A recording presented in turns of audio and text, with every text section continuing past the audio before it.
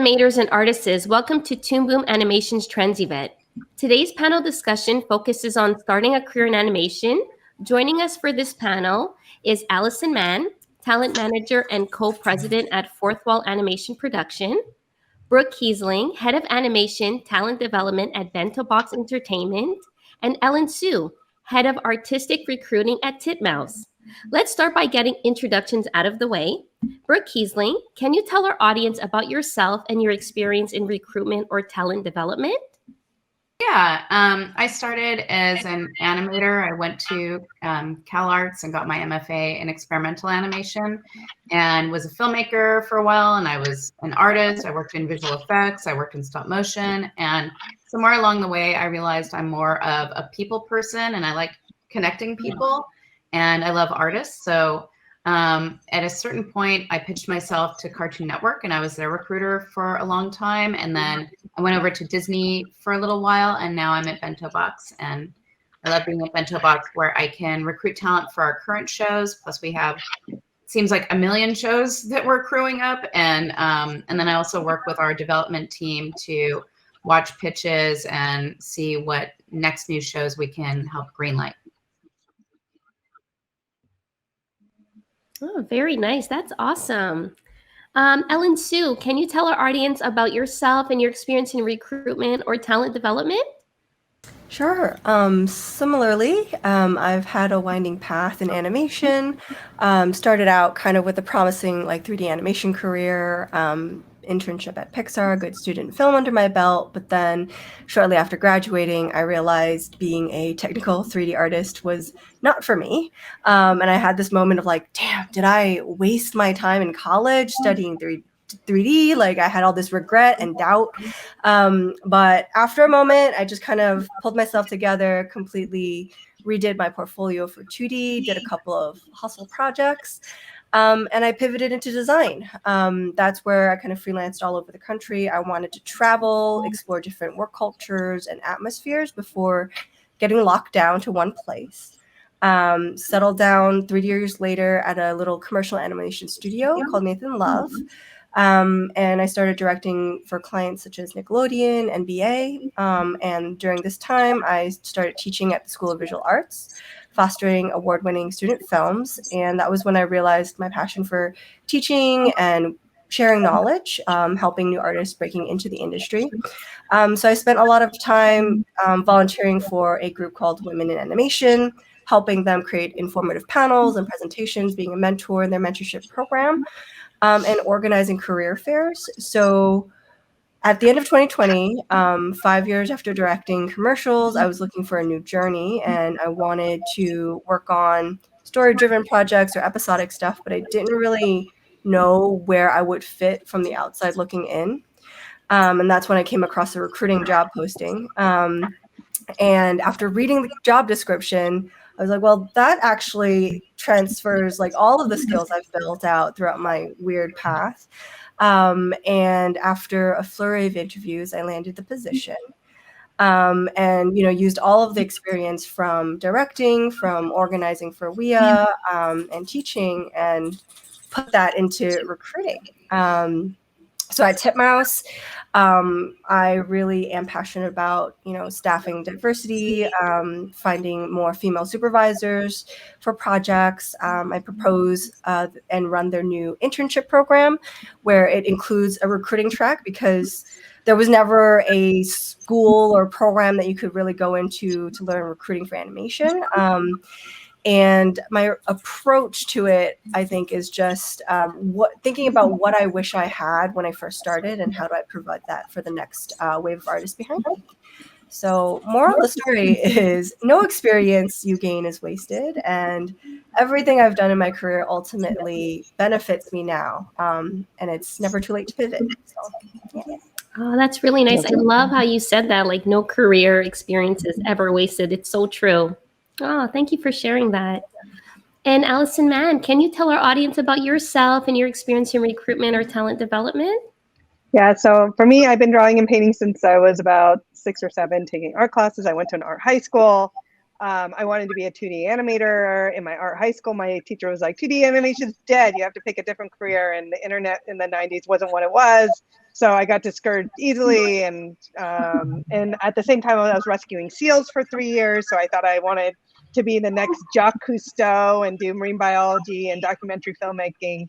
And then I started taking marine biology classes when I graduated from high school, and I kept throwing up on boats. So then I had to change my career, and I wasn't smart enough to become a marine veterinarian. But then I transferred to a school in Chicago called Columbia College Chicago, where I could continue painting and doing art.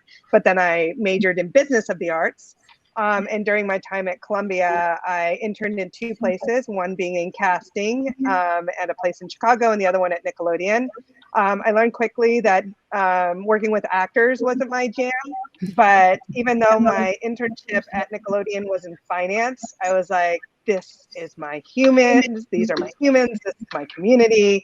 And so when I graduated from school, I kept in touch with everybody at Nick, including the general manager and producers. And so there wasn't a job for me right away. It probably took me about 3 months out of school, 3 or 4 months to land a gig at Nick, but I kept in touch with everybody. And my first gig out of school was working on a live action short film called Primates that had Emilio Estevez's brother in it. So that was very exciting. It was here in the Valley.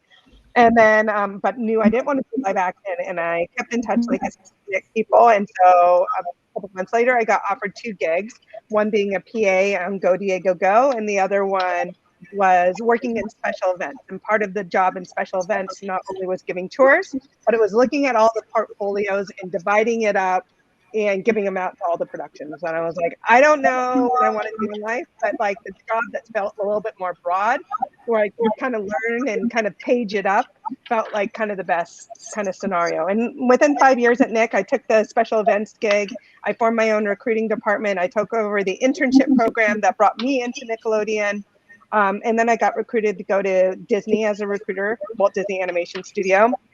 And so with Nickelodeon and Disney, what was kind of amazing for me is like Nickelodeon, I worked with all the people that influenced me to get into the industry. And then at Disney, I worked with all the people that influenced me to get into the industry. So I was recruiting for Princess and the Frog. So while my teacher was like, 2D animation's dead, like I was working on 2D animation. So while not exactly in the capacity, so I think learning very on, like don't take things at, face value and not what people say, and really do the legwork yourself a little bit before you fully get discouraged. And then I kept kind of leading with curiosity and finding different breadcrumbs. While some people might think of me as a job hopper, I just love to learn how different businesses operate, and I never necessarily look for opportunities. So I kept getting recruited to go to different things in different places. So I worked at Zynga for a couple years before they went public, through that public, and like how businesses change and evolve, and working on huge recruiting teams, because in animation we're normally a team of like between 1 and 4. It's not like a huge team of recruiters. So learned a lot there. Then I went to Disney Interactive, but really my heart was always in animation. I wasn't a huge gamer, so I got recruited back into animation and worked at Paramount Animation. And then I went to Illumination, and that's where my job started shifting. It was a little bit more development-y because they had all the studio recruitment overseas. And so, and then I got recruited to go to Sony Pictures Animation, and that job was really kind of a leap of faith, very much different than recruiting. It was really sitting in development, again, leading with curiosity and being a yes and to like my growth. That position ended up not being a great fit ultimately, and we parted ways. But to Ellen's point, like no experience is bad experience. Exactly. And while it was a bruise to my ego that I couldn't like figure out how to work in this particular company because I was so successful of like navigating up until then. In my 40s, I decided I didn't want to be a recruiter anymore. I didn't necessarily want to be a traditional development executive, and I wasn't sure what I wanted to do. But John Huddle, who's the founder of Fourth Wall, reached out and was like, come be a manager. And I was like, what the heck is a manager? Because there's not a ton of them in animation. And he told me what it was, which was all my favorite parts of recruiting, which is like the career coaching and getting people to where they want to be and like supporting them on their journey. And then on my standpoint, I get to be creative and I get to produce. So it was a combination of like where I wanted to take my career, my favorite parts of recruiting, kind of all wrapped into one. And I've been doing it since August and love it. And then I co-founded a nonprofit called the Brick Foundation, which is it stands for Break, Reinvent, Impact, and Change. And it's about creating access points for women and underrepresented groups that want to excel in creative leadership. But for me, after working in all these places, I knew that everybody was talking about diversity, inclusion, and how to make healthier career pathways into our industry.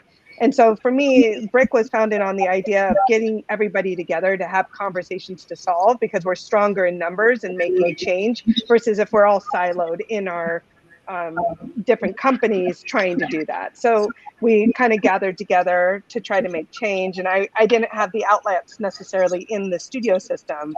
And so I always encourage people, if like there's something you want to do, don't hold yourself back because somebody said you can't achieve it, or there's something in your head that says you can't achieve it, or if you see an opportunity, just kind of do it. And the worst that can happen is it doesn't work out, right? That's the worst case scenario, that you fail. But with failure, there's also growth. So I always encourage people to like take on opportunities that might be outside your comfort box, bringing people into the conversation and like manifest the things that you want to do. And by the way you do that is by telling people what your vision is. And so I think Brick was kind of founded in that way. It's like you rally people. And if you can't see the change where you're at, you make the change somewhere else. I love that. I love how you used your experience to build your Brick Foundation as well. Like, this is amazing. And I loved everything you said. Like, just because somebody says something, take it with a grain of salt. If it's something you're really passionate about, just go and thrive and go do it. So yeah, I think this industry sometimes is built on like almost barriers, right? Like it's like you have to have this experience to be viewed at this. It's like you can be the keeper of your destiny. Like it might be a little bit harder. Yes. But you can take ownership, and you don't have to take everything that people say 100% to heart. Like it's a part observational, like, and part like drive to make your goals happen. A lot of people like they'll put their limitations for themselves onto you. You're like, oh, I'm going to go do this thing. And they're like, you can't do that. But they're really saying they can't do that. Yes. So just, it's an the nice thing insecurity. about older is you just learn to just like ignore all of that. Like, whatever, I'm just going to live my life. I'm going to keep doing what I do. And if I fail here, then I'll go to the next thing. Like, I don't know. Yes. I love that, Brooke. That's so true. You just, it's an insecurity in themselves. If they stop you from doing it, it's because they're insecure within themselves. Oh, that's really good. Oh, you lady shared some great points. I love it. Well, thank you. I'll tell you what my hippie father, who was very, very sweet, wonderful person, would always say, if I ran into a person like that, someone discouraging, he'd say, oh, Brookie, it's just their trip. It's like such a 60s word, like it's their trip. It's their trip. Their trip is being a bummer. Don't absorb it. They're probably an unhappy person, but you're a happy person. So just float by them. I'm like, yeah. Oh, yeah. My mom would say, just pray for them and go your way. That's it. Pray for them. That's so sweet. Yes. They need Jesus. Pray for them. Adorable. Yes. Okay, great. So since all of you gave me this amazing introduction, so to jump into today's topic, I wanted to ask you all a few questions, starting with Ellen. What is something that students and aspiring animation artists should know about starting a career in animation? A million Oh things. man. The one thing that I had actually written down is maybe not what you had in mind, but I know that a lot of people get anxious in interviews. And one of my interns in recruiting mentioned one thing that they learned was that interviews for a lot of entry-level positions are more of a vibe check than seeing if you have all the correct answers, or it's not like a test with right or wrong answers, but seeing if you're a nice person, somebody they'd like to work with on a day-to-day basis, and if you're excited about the project. Because you wouldn't be in the interview if your portfolio or resume didn't already show that you have the skill to do the job. So if you're nervous, you can do things like practice, write down your answers before the interview, practice, in a proper conversational volume, not just whispering to yourself. But also just remember that everyone in that interview is a person. And you might think to yourself, well, like, of course I'm interested in the project. I want a job, but actually you'd be surprised how, an interest in it, in the people that are there with the interview with you, and the task itself of the assignment that you'll be working on makes a huge difference. So, Mhm. yeah. Oh, I love that. Love that. I love that. Allison, what about you? What are your thoughts on this? I think for me, and I learned later in my career, not so far in, but I wish other people would realize it, is that you're on your own journey, Yes. and don't compare yourself to others. It's like, at the end of the day, like, I spent so long, like, why is this person getting promoted over me? Or why are they getting this job? And like, and then you end up with this weird chip on your shoulder that you think you're hiding, but everybody can see it. So like, the moment that you let that go and you just are like, I'm on my journey, I will get to my goals when I get them. And they're like, I think sometimes we're so hard on ourselves. Like, Yes. by the time I'm 30, I should be directing, or I should be this or that. And like, sometimes it's timing. Sometimes it's like your energy of where you are mentally that you can't, like, there's so many different variables, but it's like, there's certain things you want to seek out. Like, just remember you're on your journey, and don't put that energy onto somebody else because you're not achieving them. Yes. Oh, I love that. It's so true. And what about you, Brooke? What are your thoughts on this? And like your first job, or what was the original part of that? So it's what is something that students and aspiring animation artists should know about starting a career in animation? I would say I agree with everything that's been said, and also, I always say this on every panel. I think the first job can be the hardest job to get. Not necessarily. Some people, there might be like a few superstars in your class at school that like everyone thinks they're going to get the first job. And then sometimes it's kind of the quieter one who didn't have as much attention, who just luck and timing and whatever, like, it doesn't all come together the way you might think it will, but it will come together. I would say one thing to do is not be competitive in a bad way with the people that you're in school with. Like, be supportive of each other, because all of you will be getting jobs, and some of you will be getting your own shows, your own directing deals, and you'll want to hire each other. So Yes. while you're in school, remember that you're on the same team in a lot of ways. Like, compete in the good way. Like, oh, I'm going to finish my film and it's going to be rad. No, I'm going to finish my film. It's going to be awesome. Whatever. Like, there's good ways of competing with each other, but be supportive of each other, get your work done. Don't, like, while you're in school, don't focus on just getting jobs the whole time. Like, you're in school to make your work and find your voice as an artist. So take that time and enjoy making the things that you want to make. And then when it comes time to applying for jobs, read the job descriptions. Don't apply for every single thing. We have, I don't know if y'all have experienced this, but there's some people that apply for every single job that we have open, and it really doesn't look good on that candidate. It's like, it tells us that they just want to get in doing anything, but they're like, we have a position open right now for a digital archivist, and they need like some like librarian experience, and we just have people applying for that have zero experience. Really want to be like, they have animation portfolios. We're not going to hire an animator for this position. So like, actually read the job descriptions and then be strategic about what you apply for. Yes. And obviously, applying for entry-level things, internships and PA jobs and all of those kinds of things are great. And I agree that those interviews can be more of a vibe check because, we've already read your application, we've already seen your resume. So it's more about just making sure that, that you seem like a nice person, but you're also organized. You have a sense of humor, but you're also serious enough to get the work done. So just like that, those kinds of balance things. I mean, there's millions of things that all of us could say, but I'll leave it at that for that. Yes. I really like how you brought up the fact that it's the hardest, the first job is always the hardest job to get into. I remember when I was graduating, I was so worried about not finding a job after I graduated.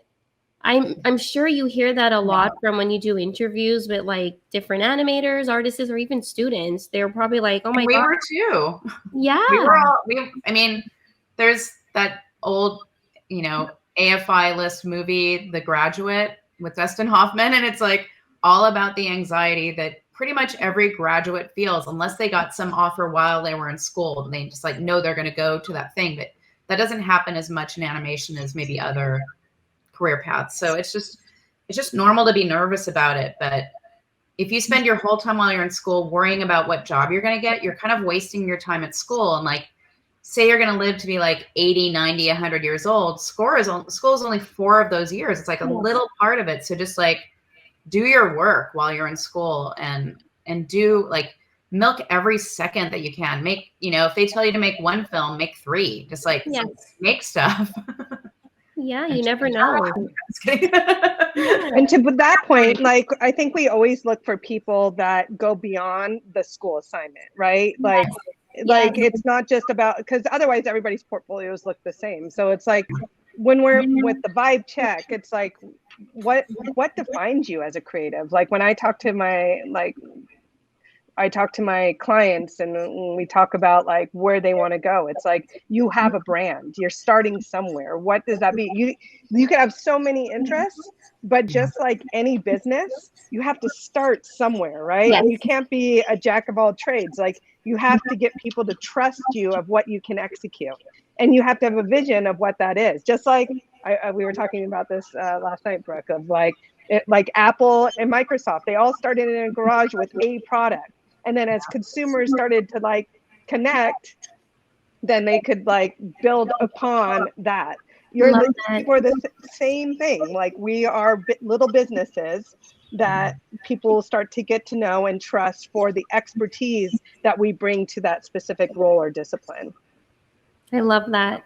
So you would recommend a student, for example, if they have a project to do in school and they don't get to finish it, you would encourage them finish it and use this as part of your portfolio in a sense. 100%. One of my clients, actually, he's a graduate of Columbia, and because of COVID and other things, like he wasn't able to finish his project. So he finished it outside, and now it's in the festival circuit. It's like it's at Annecy, like, so like, yeah, absolutely. Like for anybody who want, like our industry and any role that like, everything is competitive. So it's about your drive to create and separate yourself from the pack. Yes. That will make a difference. I think students give themselves a lot of excuses, and it's just like humans do. I went through a really hard thing when I was at CalArts. I was in grad school, and there was like a big family drama that happened while I was making my thesis film. So I was late finishing it, and I was kind of whining to one of my professors, and he said, you just have to finish your film. Like you can't just let all of this family stuff stop you from getting your work done. Like you came here, you're taking out student loans. He just basically like shook me like awake, like slapped me, but not physically. He was like, wake up and finish your mental work. Yeah, he's a great mentor. And I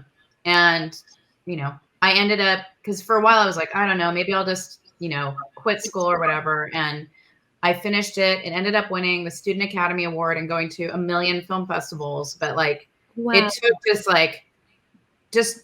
just doing it, like, Leaving sitting it. in my room, animating, watching, my hair get really greasy and like not showering enough and like not seeing my friends. And, animation is kind of it's an isolating place to be Yes. sometimes, but you have to like love the work that you're doing and take time to be with it. And, I love that. Wow. So it's just important to do your work and not talk about doing your work. It's just like, do your work. Yeah, complete it, like fully execute this project. I Yeah. love it. Okay, well, we're hosting this discussion because we have many students and early career artists who want to enter in the animation industry. I'm so curious to know, can someone start a career in animation without attending a specialized school? And what are the trade-offs between attending animation school and self-directed learning? Starting with you, Allison. I'm one for whatever suits you best in the structure that you need. Like some people need to be in a group setting where it's bigger collaborations, and other are self-taught and they have the self-drive to like pick up and learn. So it goes back to observational and being like internally knowing what you need in order to achieve your goals. So to me, like the industry is such at a time where I don't think you need traditional education anymore. You have so many different outlets for education. You have like online, you can take classes, you can kind of mail it together to get the portfolio that you need to get a job. I know a lot of people who are self-taught as well, but like all of that, it takes a lot of energy. Like, and so it just depends on your personality and what you need, and also your finances. Like I think there's, again, like I encourage people who feel like it's a inaccessible medium because of the education you need. There's so many different avenues to, again, get the training you need that doesn't require you taking on $150,000 school debt. So Yes. like I went to junior college for 2 to 3 years, 2.5 years, and transferred. I got on my AA degree, finished all my general ed, and then went to an art school. So it's like there's so many different strategic ways to get you that job at the end of the day. It's amazing. I like that. How about you, Brooke? How do you feel about that question? I agree with Allison. For me and for many people that I see, they need the structure of school. They need, kind of like I teach at CalArts at night now, and I've taught there for, I think I'm on my 13th or 14th year now. And we make our students make a film every year. And it really helps that there's like that group pressure and everyone's making their films and they're all in the labs, or they're like, obviously, well, this year they were back in the labs, but like during COVID, they were, on like Discord chats while they were making their films and helping each other out that way. But I think that if you are really self-motivated and you can structure yourself, then go for it. But if you are not that kind of person, I feel like a lot of people are not that kind of person. They need, and also like the feedback school, like a school setting where you get feedback from your professors and you get feedback from your peers. I feel like when I was in school, I learned as much or more from the people that I went to school with, and I'm still friends with so many of them. And we're all working in animation or different parts of the industry. Like just getting their feedback and trusting them and making those connections, like the networking that you can do while you're in school is valuable, but like there are many ways to do it. I don't think that people should have to go into massive student debt like I did. It took me so long to pay off. It's horrendous, but I don't regret it. But if you're going to take out those loans, don't waste your time while you're in school. Like if you're going to invest in yourself that way, you have got to milk every minute out of your school and like do all of your work and then some. And sometimes when I have students whining to me about like not finished, like I don't have time to finish my film. I'm like, oh, do you have a job? And they're like, no, I don't have a job. I'm like, I worked at Trader Joe's at night, and I worked 3 inner city arts teaching jobs while I'm in school, and I finished extra films while I was in school. So like, I don't know what to say. Like maybe learn, time management is maybe more what you need to work on. But as far as like hiring, we hire.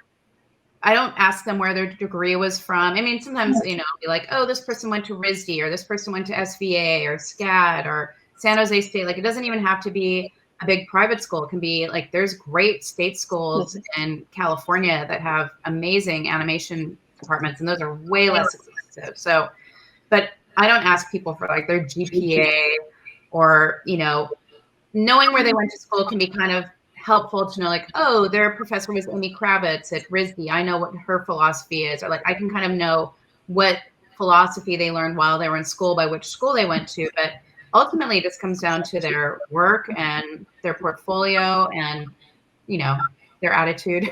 Yes. We have a good attitude too. Oh, that's great. And how about you, Ellen? What are your thoughts on this? Yeah, I've always been a big supporter of not going into crazy amount of debt for an education. But I do know that there are a lot of there are a lot of students that don't get a say in that their families are like, you're getting an So I would say that do your research if you are going to go to a 4-year college. There are a lot of predatory programs out there that charge a lot of money for nothing. There are a lot of schools that don't have good teachers, that don't teach good programs. So, do your research. Don't just say like, that's a pretty campus and I want that college life, and then have $200,000 debt that doesn't get you anything, like a job that can actually help you pay off that debt. So in terms of research, look up who the teachers are, what they've done in their careers, what connections they have that they could connect you to, because really what you're paying for is that network of not just the teachers, but also your fellow students, right? Because as others have mentioned, those students will one day graduate. They might be showrunners, they might be producers, whatever, recruiters, and they could be the one that gives you a recommendation for a job one day. Yes. So I would just say do your research and make sure that the one you're going to is connected to what your career goals would be. And again, if you're self-driven, I think most people that have gone through art school will say like they didn't really learn the technical skill in school necessarily. They learned it on the job, but the connections and friends that they've made were about like so valuable and impossible to get outside, because it's like, yes, I'm in this moment, I'm struggling, and this person helped me. Like that kind of like connection that you're building just in those like people moments, it's hard to try to figure out how to do outside of school, but yeah. Oh, that's great. Every school has their little kind of mafia, the USC mafia and the SBA mafia and the RISD. It's like in a good way, it's like, and then I don't know, you start getting your jobs in animation and you meet more people, and then you go to animation festivals and you meet even more people. And then you learn like, oh, the animation world is still really small, even though it's more global than ever. It's still a small, wonderful community. So behave.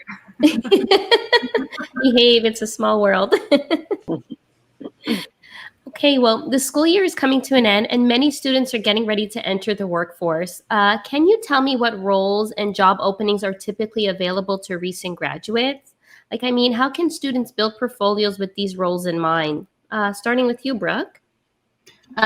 We have so many, like I said earlier, we have so many shows that we're working on currently, and then new green lights are coming, and it feels like every day. It's not every day, but we look for, designers and like character designers, prop designers, color designers, storyboard revisionists, storyboard artists, PAs, production coordinators as well. We have an assistant opening right now, an executive assistant opening. That's like a good foot in the door job. We also have like a social media and branding coordinator job right now. So we're looking for, I don't usually look for graphic designers. I usually look more for like animation people, but So that's another thing that I know that we'll probably get someone who's like a recent grad who likes to do graphics for social media, and then they'll get to do other stuff at the studio. So we're always hiring so many different positions. And I know students always think like, oh, studios are just hiring when I'm graduating, but studios are hiring year round all the time. With the only exception of maybe the holidays. Like that's the only time that animation ever kind of slows down, because animation studios tend to close for like a week or two during the holidays. But, you know, that's the only time I can think of us being slow. It's not like live action that has like pilot season or, you know, like kind of more structured and, you know, throughout the year. For animation, if we have a green light, we're just crewing up and making something. So just apply. Apply, yeah. Don't be afraid, because there's job openings all the time. Yeah. Oh, that's really good to know. And how about you, Ellen? What are your thoughts on this? Yes. I think applying, I mean, likely, you know, if you're graduating out of school, don't apply for director or supervisor roles. Thank you. But Yes. but everything else is basically, you know, free game. And in terms of how you can build portfolios, make sure you read the job description. That's been said many times. If it says we need you to build be able to build environment sets for our 3D modeler job, but you're only submitting a portfolio with character models, like clearly you didn't read the job description, and then you're not eligible, you know? So just making sure that you are not just blindly applying and reading the description, I think Yes. is huge. Yes, I like that. That's true. And what about you, Allison? What are your thoughts on this? I don't recruit anymore, but what I think looking outside the box sometimes is good too. Like I think you can have your targeted studios that are might be your main goals, but also look at other smaller studios to kind of gain experience, and then also look at different fellowship programs. If you're a writer, or like Nickelodeon has the artistic fellowship program, I think Netflix might have something. So look at like kind of these other general opportunities that aren't just a position to get your foot in the door. And then while you're waiting, continue creating. Build up your like Instagram or ArtStation, wherever you kind of put your work out, and make sure it's very specific. And if you're an animator and you can create shorts, that you can get into festivals like Sweaty Eyeball Festival, or, you know, different, just get your work out there, get your being out there, like continue networking, like get part, like if you can be part of Rise Up Animation or WIA, like just start becoming part of the community. So there's like, be active and present. Mm-hmm. And that's how you get to where you want to be. Yeah, I know WIA has inexpensive membership rates for students. I'm the vice president of ASIFA Hollywood, and there's ASIFA branches all over the world. We just lowered our student rate to $20 a year for students, and we do tons of programs and things. And we also run the Annie Awards, which is what we're most known for, but we do preservation, all sorts of things. There's ways to get involved there and be a volunteer. Obviously going to any film festivals, animation festivals, Lightbox Expo, CTN, like all of the places that you can be and meet other animators and other hiring managers. Obviously, is always good to meet them too. But there's so many ways to get yourself out there and, you know, meet people and make your chances a little bit better of getting a job. Feeding on Allison on your topic, I know you said a lot of people in the meantime should work on like showcasing their work either on like social media or like their website. Should someone feel pressure to showcase their work on social media? I know like social media comes with so much pressure, especially for like a recent graduate. I think it's about what you, I mean, when you talk about mental health and like, you know, I think it depends who you are. Like if you can put your work out there and still have positive mental health, then do it. But if it's You know, if that's a struggle for you, then I would say no, you should stay off. But you have to then figure out a way to get your work in front of people, and Yeah. whether that's festivals or having a website that people can go to, just your work will need to be accessible and to be found. And I think ArtStation has less of a social component, I think. So finding maybe Behance or Yes. like just places that you can put your work that doesn't have like, again, a big social media component to it. Yeah. I think people put themselves under too much pressure. I'm friends with some artists who are currently experiencing incredible careers. They've not lacked for work in many years. And one of them was posting comics on Instagram about his like pressure to, you know, always post on social media all the time. I'm like, you don't need to post all the time. Just when you have a piece of artwork that you want people to see, put it up there. And that could be once a month. It doesn't have to be every single day, but just Yes. like it is helpful, you know, but like don't worry about how many followers you have. Like, you know, I don't care how many followers someone has. I just look at the actual artwork and their skill level. Yeah. So try not to take it too seriously, I would say. Just like put it out there if you feel comfortable. I mean, like Allison said, if it's going to be too stressful mentally, then skip it. But make sure that you're applying for things and you're sending us your links. I like that. I wanted to ask, does your studio recruit like new or recent graduates? Like, if so, what do you look for? Starting with you, Ellen. Yeah, my video might be a little laggy, but I hope you can hear me okay. We can hear you. All right. Yeah, I mean, for Titmouse, we created a little video on YouTube that shows the different jobs that we hire for and what kind of assignments you should be putting on your portfolio. For example, if you want to be a character designer, can you do the character turnaround and the redress and special poses, things like that. So again, that's like reading the job description, understanding what the assignments are, right? Because at the end of the day, you are going to be hired for a job to do certain tasks. And if you showcase that you know what those tasks are and you can execute them on your portfolio, that to me equals work experience. Yes. Versus somebody without work experience is like, I want to be a character designer and I only have an illustration portfolio with like busts, right? You're not understanding what the job is. So even though you might not have, let's say, worked at a professional production, but if your portfolio represents the job tasks, that to me is a little bit of experience. So, yeah. Oh, that's amazing. Thank you for that. And what? we have the LA studio, and we also have a studio in Atlanta. And our Atlanta studio does more of the actual animation, and we hire tons of people right out of school in our Atlanta studio because the talent pool is like their SCAD is right there. Ringling isn't too far away. Like I feel like there's really good schools to draw from, and then also just there's people who gave up on living in expensive cities like LA and New York who have moved to Atlanta where it's like a really nice place to live. It's cheaper to live there.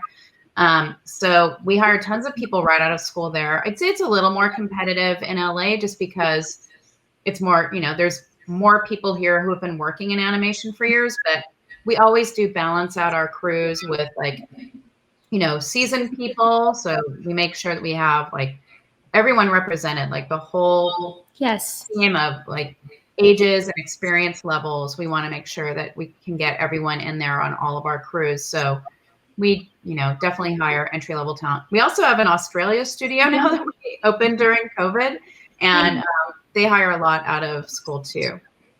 Oh, so, wow. Yeah. And we started a blockchain, like we have blockchain creative labs now. We're making NFTs. So like we launched the Dolly Parton Dollyverse at South by Southwest. So we're like crazy, crazy busy right now. So yeah, I can imagine. It's a really good time to graduate, or be entering the animation workforce. Like obviously there's been some layoffs lately in a bigger studio, but it seems like whenever something like that happens, all of us recruiters try our best to like, place all the people who were let go from those jobs. Like the recruiters are kind of like unofficial coworkers, so we're always trying to help each other out that way. Oh, that's amazing. Mm-hmm. Allison, from my understanding, you're no longer recruiting right now, right? Correct. Yeah. Do you have any advice of like maybe what a studio would look for when it comes to grads? I mean, I think every studio looks for something, kind of specific. So I think it comes down to, I talk about this, the observational, like do your research. Like when I was a recruiter, like, and if I was staffing a show, I would ask like my hiring manager, what project is out there that you want artists from? And so I would reverse recruit. I would go on IMDb, I would figure out who the artists are, I would pull up their portfolios, I would show those to my hiring managers. I tell students to reverse recruit. Who are the artists?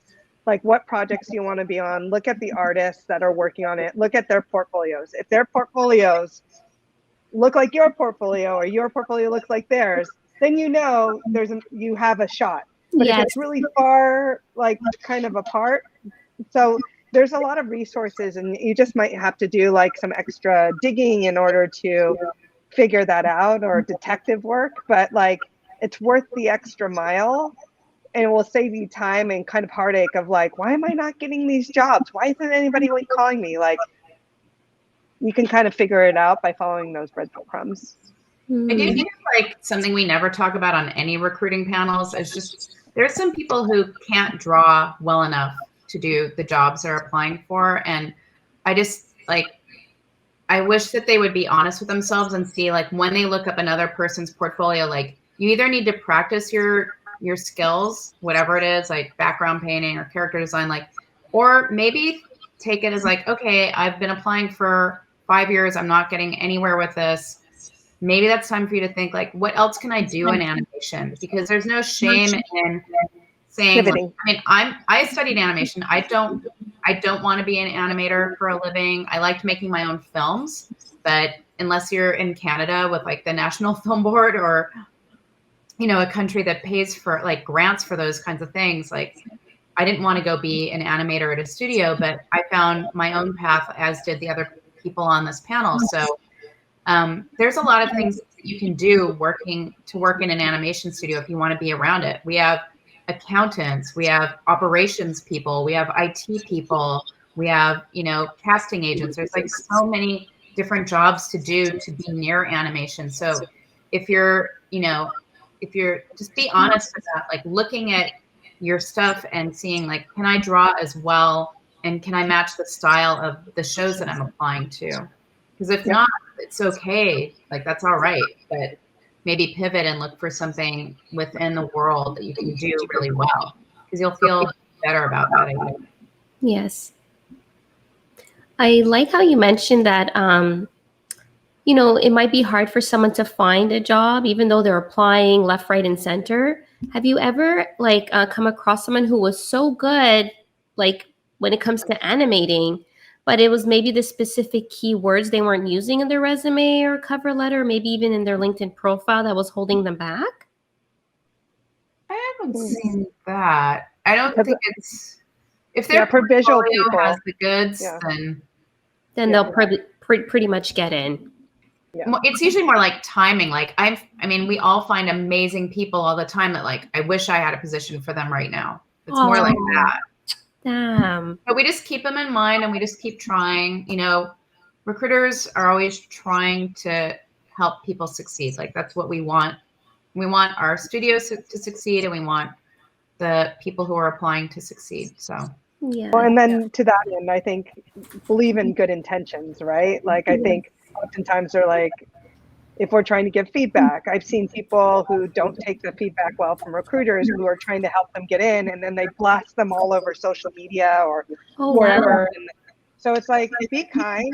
And then also, like, most of us work in small teams and we don't have a lot of support. There might be 2 or 3 or 1 person doing all the work. So if you're not hearing back, it's not malicious intent. It could be Right. like literally people are buried in their email. So ping them again, like dump it to the top of their inbox, like follow up, like there's ways to do it that's not annoying and giving people a moment to catch up.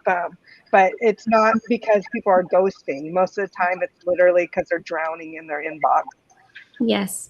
Yeah. I mean, between LinkedIn and Instagram and Twitter and just like the database that we use for our applicants and email and, just everyone is inundated and we get thousands and thousands of applicants every year. So there's no way that we could get back to everyone, but do know that we look at all of the applications.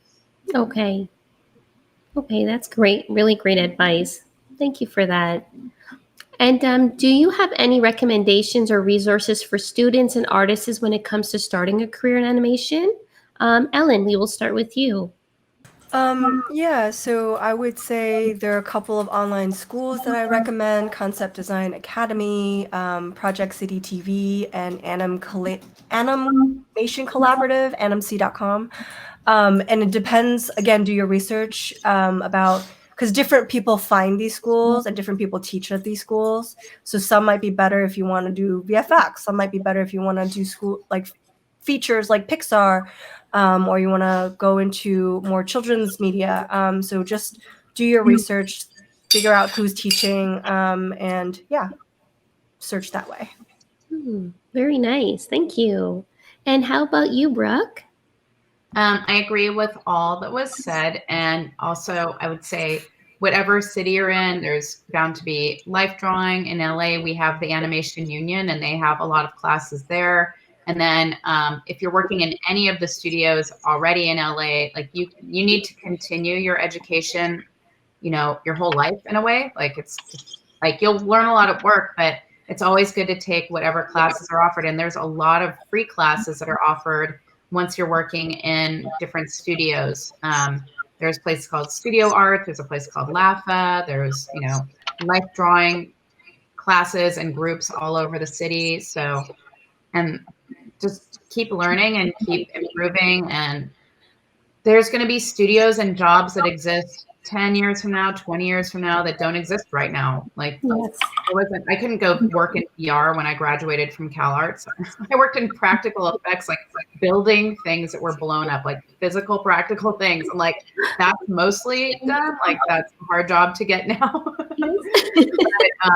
But like you can make gifts for a living, which is rad. So, just kind of as you progress in your career, stay open-minded and kind of keep looking at what's happening, now and into the future. It might be something fun to do. Yes. I like that. And how about you, Allison? On Brick's site, we have a series called I Get Paid for This, a bunch of videos, and talks about like how people got into their career. They're 5-minute videos. So go check those out. 100% agree with the ladies on other resources like that. I'm also a tradesperson. I love reading the different trades. I have a favorite magazine, which is It's Nice That, which gives kind of a global understanding of the creative community. I also like things like webtoons, like there's, look at where people are creating and join different communities on these different platforms. And then just continue driving no matter what is happening. Just, I think we've been a similar theme throughout, but just continue creating. Like that. I forgot to say something that I wanted to say about when you're researching schools to go to, if you're going to go the school route. One thing to do is to speak to the students at the school. Like, don't just talk to the teachers and research the teachers. Go talk to people who are in that program currently or recent grads to see what they're happy with and what they're not happy with. Because, like, don't go by the fancy website and, like, the glossy brochure. Definitely do, like, I would say talk to students even more than faculty to see, and a few of them, because you might find one angry person. You don't want that person to scare you away. It can be really helpful and help you make your decision about where you want to go if you decide to go that route. Oh, that's great advice. Okay, so last question for everyone. Where can our viewers learn more about applying to your studio? So, Brooke, do you want to tell us how people can find work at Bento Box Entertainment? Yeah, so all of our jobs are posted at Bento Box Ent, like entertainment, bentoboxent.com. And we post our jobs for the LA studios and our Atlanta studio. And then once in a while, something for Australia will pop up on there too. But Australia tends to do most of their own recruiting like there because they have their talent pool. But we're all hiring internationally at this point. So we'll post all of our jobs there, and we post them usually to our LinkedIn and all of our social media. But just going to our website and, if you're seriously looking for work, check it like once a week because we post so many jobs, at least once a week, there's new jobs up there. And then we've taken some jobs down. And then if you end up moving to LA and becoming a member of the animation union, they have an Airtable of like their available talent. So make sure to get hooked into that. So whenever you're available again, go to that because I look at that all the time, to help find talent. Very nice. And Allison, do you how can people apply to Fourth Wall Animation Production, or maybe even like, are you hiring for anything for the Brick Foundation? We are actually hiring a freelance art director to help with social media and stuff. So if you go to brickfoundation.org, that's where you can find our stuff. And I think we're Brick Found on all social medias. And then we don't hire because we're a management company. So, but if you're interested in representation, I'm on Twitter. You can hit me up on Twitter and DM me there. And I think we're just launched our website, which is fourthwallentertainment.com. I think it might be going live at some point pretty soon. But we're producing content and we don't take a ton of pitches. We have a pretty full slate right now, but yeah, I think those are ways to keep in touch. Very nice. And how about you, Ellen? How can anyone apply to Titmouse? Yeah, our jobs are titmouse.net/careers, I believe. But you can find our open jobs there. You can also, I'll be on social media, Twitter or LinkedIn, giving you guys the inside scoop of what we're looking for. On Twitter, I'm Ellen Sue TV. And yeah, a little bit about jobs sometimes is like we might have a job open like all year round, but we're not always actively. Brooke, I don't know if you do this. We're not necessarily actively looking for a candidate, but it's just like just in case somebody leaves or we have to relocate resources, it's just open there. So I feel like people don't know that too, that there's like sometimes passive open jobs. Evergreen. Yeah. We do that. Like, it's like, oh, we didn't get the candidates we wanted from this posting. Let's try wording it this way. Like, because we're just, I don't know what's with people, but there's so many people who just apply for everything. Like, I'm like, you didn't even go, you have no background in animation and you don't even have a portfolio. Why are you applying? Really weird. They have time on their hands. Well, they're eating up my time. I have to go through them all, but yeah, we do that. And I'd say also if you have an Instagram portfolio, like if you put your work on Instagram, follow, I won't speak for everyone, but follow me. I don't see my name like in the thing here, but just find me. And normally, like if we were on Zoom, I would type in my handle, but you can find me. I don't think there's a lot of Brooke Keeslings on there. And follow me, and then I'll follow you back. And then you don't have to keep following me. It's just like once you see that I followed you back, you don't have to follow me if you don't want to learn about Hamburger Land over here. We'll definitely share your Instagram in the chat. So before we end the discussion, do any of you ladies want to mention anything else? Oh, put your email address everywhere so we can find you. Please make your email address available on your website. Don't do one of those contact me forms where I have to fill out a form. Just like have your email address so I can find you and contact you. I most likely would want to email you rather than just like DM you on, Twitter, Instagram, or whatever. And keep a LinkedIn, even though LinkedIn is like kind of boring looking and not that fun of a place to like hang out. But make sure when you start getting your jobs, don't just put which studio you were at. Make sure you put the studio you were at, what show you were on, and what you did on that show, because like IMDb sometimes doesn't get things right. So at least you can control your LinkedIn, and that helps us know like what you've been doing, and what skills you would probably have because you did those jobs. You know what I mean? Yes, that's a great tip. Thanks. I also think password protected stuff, it's kind of a pain in the butt sometimes. Oh, So yes. especially, and then also having a lack of consistency across different platforms. So then I start second guessing, is this your work, or is this your work, or is this a collaboration? So if there are pieces that are collabs, make sure that you call out what you've done.